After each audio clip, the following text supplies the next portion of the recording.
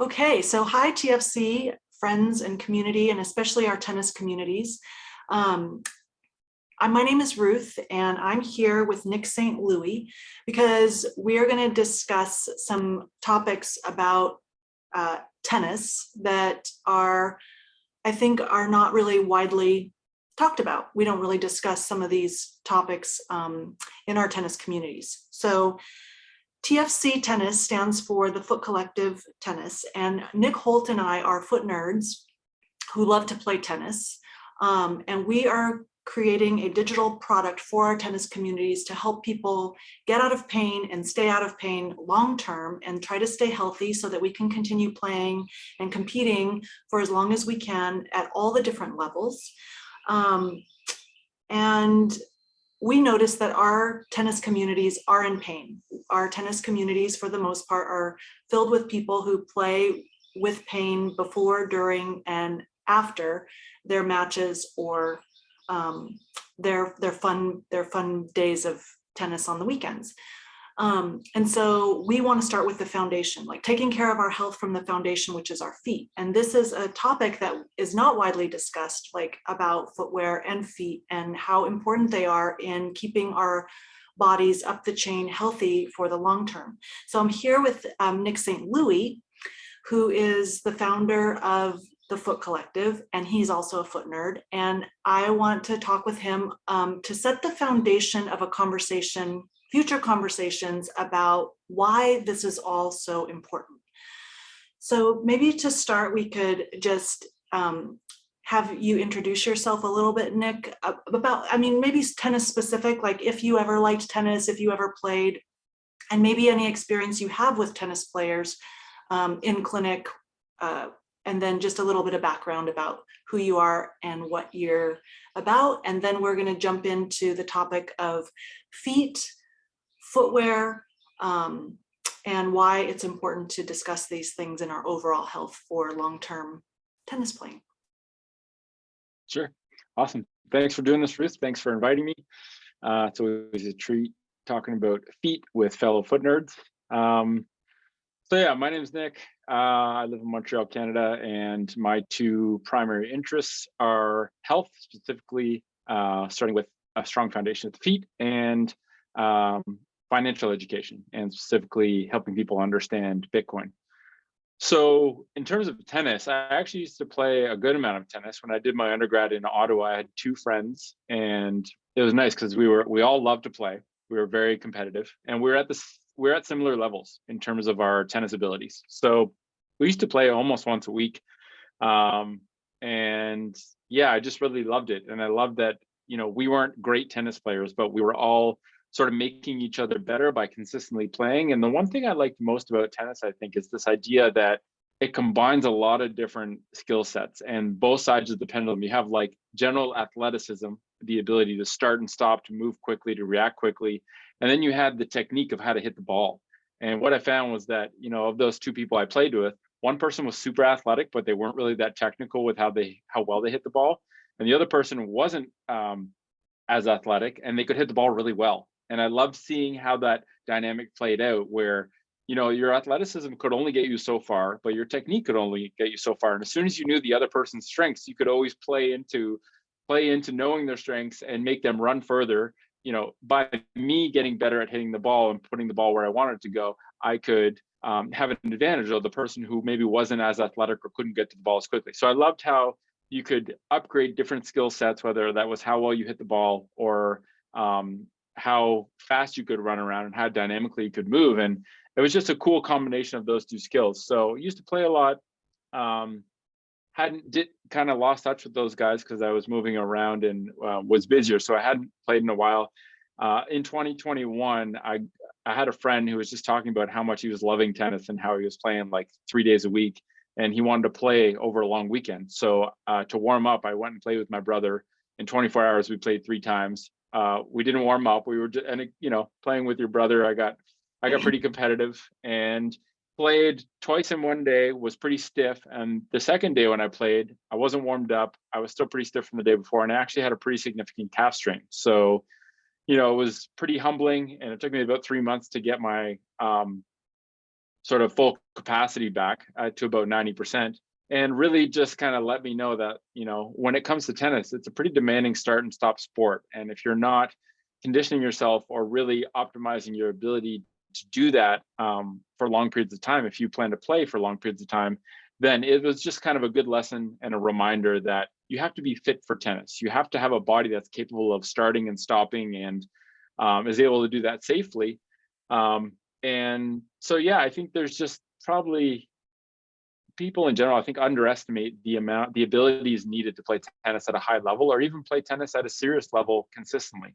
And I remember when I was in clinic, I would often treat younger tennis players who were sitting at a desk in school all day and then were actually seriously engaging with tennis. They would have similar injury presentations. It was usually like patellofemoral pain, Osgood Schlatters, or Sever's disease, which are just these insertional hotspots that kids develop because they're sitting all day. They're having to rely way more on their calf and their quads to help them move dynamically. And yeah, I just think tennis is a fairly demanding sport physically, and the idea that you can play tennis for a lifetime opens up the conversation of how do I create a body, how do I craft a body and take care of my body so that it can play for a lifetime. So yeah, I think you might be frozen, but we'll see if it comes back alive. I I'm not, I mean, I heard everything you said. It had a little blip for a second. Perfect. Okay, great. Yeah. So maybe we can jump into the idea of the shoes that we wear and the tools that we use and our feet, right? So like we get out there. I think for me personally, I've always kind of dabbled in tennis, but one of the things I notice when I get on the court is that it reminds us of like how we used to play when we were kids. Something about tennis, when you pick up the racket and you start to hit it, the novelty of what happens in the brain, like you just want to keep playing. And for me, it brings me back to like being a child. So like as an adult, you know, you can get pretty serious and forget how to play. And so like at the Foot Collective, we talk about how play is the point and how playing physically is what keeps our bodies really healthy. Excuse me. So when I get on the court and I start to play, just like you were saying with your injury, like you don't necessarily realize, you forget like how demanding of a sport it actually is physically because you're having so much fun, right? So even somebody like you who wears natural footwear, which I want to unpack right now, and who takes really good care of your paws, and you are really well aware of like the strength and the mobility and all that's necessary with your feet, like even then you still kind of got overly excited, and then we can sustain injuries that take a long time to heal. And I just want to say that like the importance of keeping our tennis communities healthy, all of our communities, but specifically tennis communities who are people who love to really like feel that childlike vitality of playing and competing. When we're injured and when we're in chronic pain and when we have these tension patterns, it's where our communities are diminished. So like I just was playing with some people for long periods of time, and then they're not in the community anymore. And I find out that they have sustained injuries. One person has a calf strain like you, another person has something going on in the shoulder, and it's ongoing, right? You just see that these are ongoing. So can we talk a little bit, Nikki Pop, about the footwear that we're wearing, like differentiating between natural footwear and unnatural footwear, and the role that our feet and having access to all of the joints moving in our feet and the muscles and everything. Can we talk about the importance of that in a sport like tennis? Yeah, so I think from the perspective of performance and function, I think two really important functions that our feet serve, they're literally the connection to the ground below us. And two of the big functions they serve are, number one, as our base of balance, right? Like if we didn't have feet, it'd be really hard to balance, right? This idea that feet are these dynamic structures that have toes, that have a bunch of muscles and a bunch of articulations in the foot that allow us to adapt to uneven terrain or adapt to uneven loads, acceleration or deceleration there, so that the rest of our body doesn't have to kind of adapt in a delay, right? the further up you go in the body that you have to react, the more of a delay there is in those muscles being able to react. So our feet are really important for adapting to the surfaces below us, but they're also really important sensors. What I mean by sensors is the skin and the nerves underneath the sole of our foot have all of these sensory input signals that they send to the rest of our body, so that the rest of our body knows how to react accordingly in order to stop ourselves from falling over or stop ourselves from getting into a zone of mobility that might cause us injury, right? So this idea that when you have a really important sensor that's designed to give you information about the ground below you so the rest of your body can react accordingly, the minute you put a layer of air or a layer of foam underneath the sole of your foot, it becomes unable to react as quickly or unable to give high quality signals to the rest of your body. And that delayed reaction can literally be the difference between being able to react and respond to a situation without getting injured and having a slightly delayed reaction and actually getting to the point where you injure tissue. So I think the idea that when we squish our shoes into unnatural footwear, which we can talk about in a second, we limit the ability of the foot to be able to adapt at the ground as a stable foundation for the rest of our body. And when we put some sort of layer of material between our sole, the sole of our foot, and the ground below us, we create a delayed reaction and sort of a manipulated sensory input environment so that the rest of our body no longer can react as well or as efficiently or as quickly. And so this idea of natural versus unnatural footwear is really simple, right? Natural foot function is the ability of our feet to move, like to be mobile enough to move naturally, to have a certain baseline level of strength, to have a level of resilience where they can be faced with challenges and not get injured, and to be free of long-standing pain. And that really explains sort of natural foot function. Natural footwear is footwear that covers our foot to protect it from temperature extremes, puncture, or abrasion. So basically stops the sole of our foot from getting cuts and scrapes or getting harmed by temperature extremes. Right? If we talk about the foot as a sensor, you want to protect that sensor, but you don't want to inhibit the ability of the sensor to sense what it's designed to sense, right? And often the analogy I used to always give is our eyes are also really important sensors. Their job is to visually sense the environment around us so that we can respond appropriately to the environment, to know when something's coming at us, to know to move out of the way or whatnot. So when you want to protect those sensors from the sun, for example, you put sunglasses on that protect from the harmful stuff, but also allow the sensors to it still allows you to see the environment.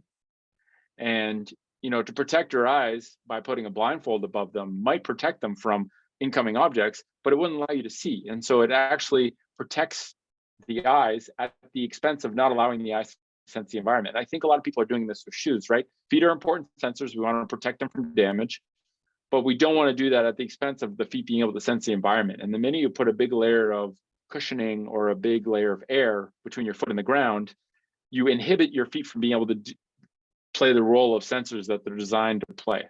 And so natural footwear is footwear that permits your feet to function naturally while protecting them from damage. And to make it really easy of how to identify natural footwear, we use the 4Fs. So you have foot shaped, right? Our feet are actually designed to get wider as we get to the tip of our toes. Most footwear is actually designed to come and taper into a point, which doesn't align with the shape of the human foot. So natural footwear is shaped like a foot, widest at the tip of the toes. It's flat, so it's no higher at the heel than it is at the forefoot. It's flexible. Our feet are designed to move a huge amount. There's 26 bones, 33 joints in each of our feet. That means they're designed to be the dynamic structures that move and adapt quite a bit. And so if a shoe is really stiff and rigid, it's not going to allow those joints to move. It's not going to allow your foot to adapt to uneven terrain or adapt to challenge.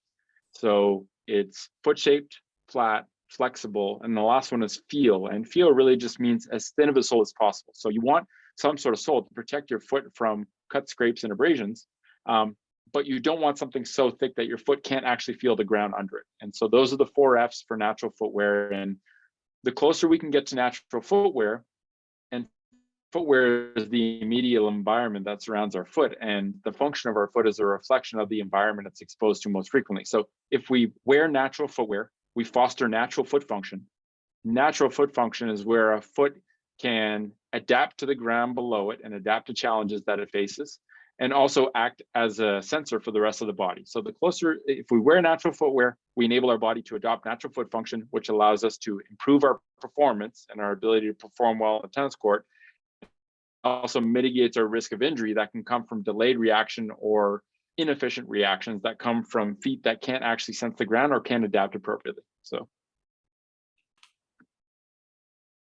Okay, so if we were talking about, so the definition of natural footwear and explaining like what our feet are supposed to do, can you go into the idea that, so if I were to tell this to some of my community members, they would be like, hell no, I can't play in that, because I wear zero shoes on the court, and people often ask me what they are and stuff and what they do, and I take them off and I move them around and I show them the 4Fs and what they are, but most people don't buy into that. And we also aren't encouraging people to just like jump on the tennis court in a pair of natural footwear without transitioning. But maybe you can just speak to the idea about like transitioning and training at the recreational level, which is where I am, and transitioning from natural footwear or from unnatural footwear to natural footwear over time. And then like, what are your ideas about like playing in natural footwear?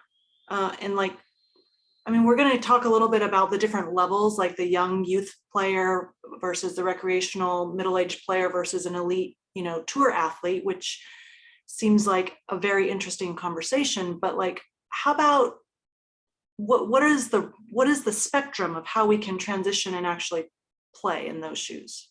And what are the trade-offs, do you think? Yeah, I mean, I think the people have to know why it's worth transitioning before they put the energy and have the motivation to go out and find a different type of shoe and actually put the energy into the process of transitioning. So I think people need to start with why. Why is it important? What is the benefit of natural footwear?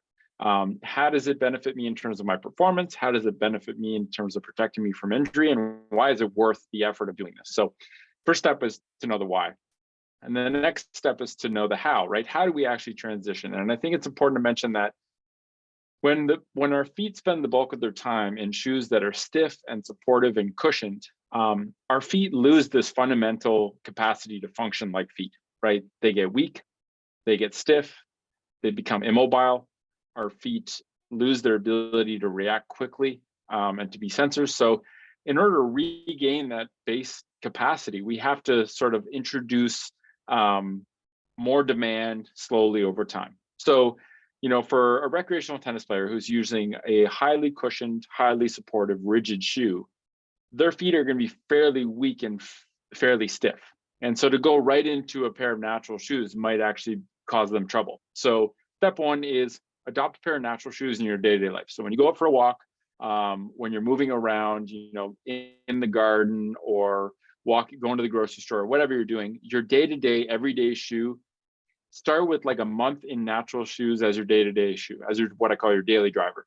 That helps you build this foundational level of conditioning so that your feet gain sort of a baseline level of mobility in the joints. They gain a baseline level of strength by just being loaded without artificial support. So step one is wear them as your everyday shoe.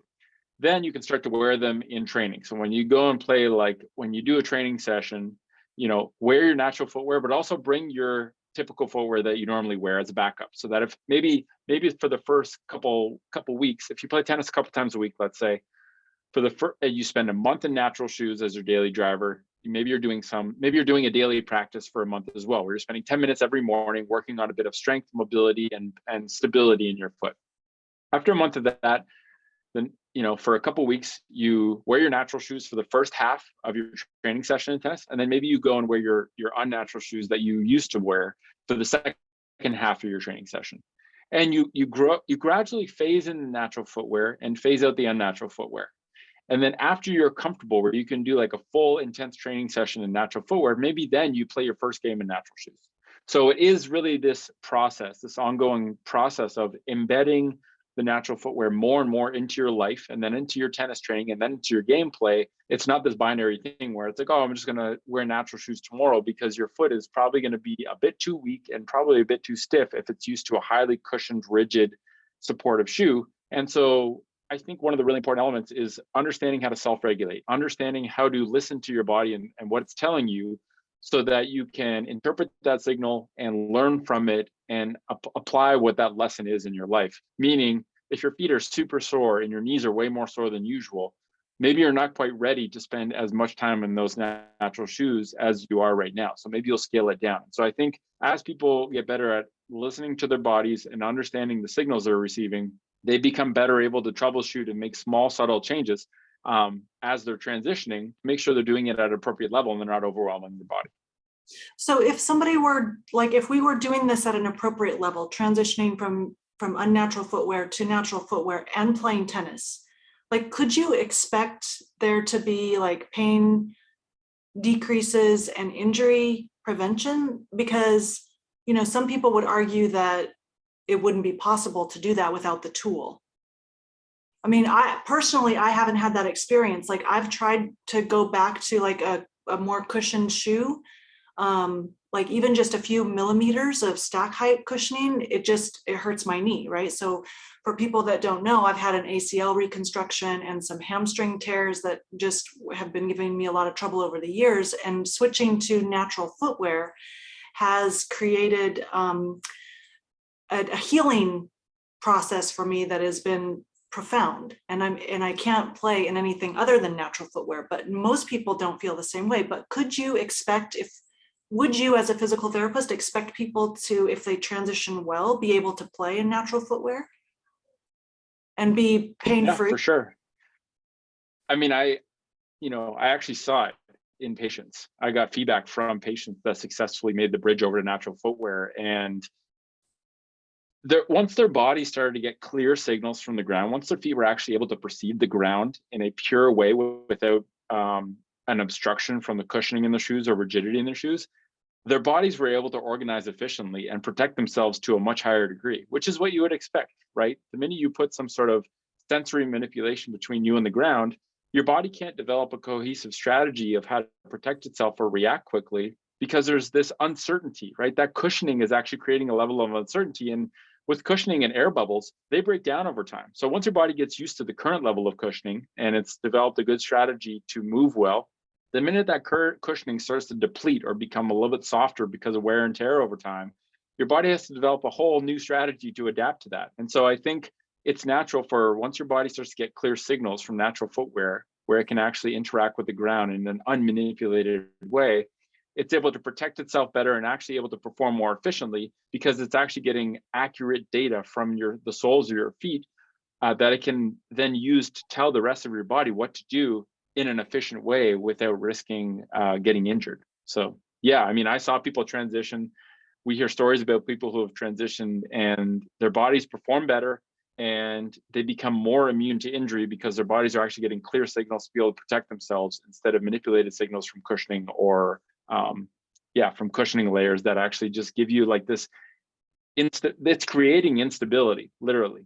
You know, we're sold this myth that cushioning is good for our bodies, but you're literally creating a certain level of instability under your feet, which is putting you at a natural disadvantage to being able to perform at a high level and react quickly to situations that arise because there's a slight delay created by the uncertainty that makes you have to react slower and maybe react.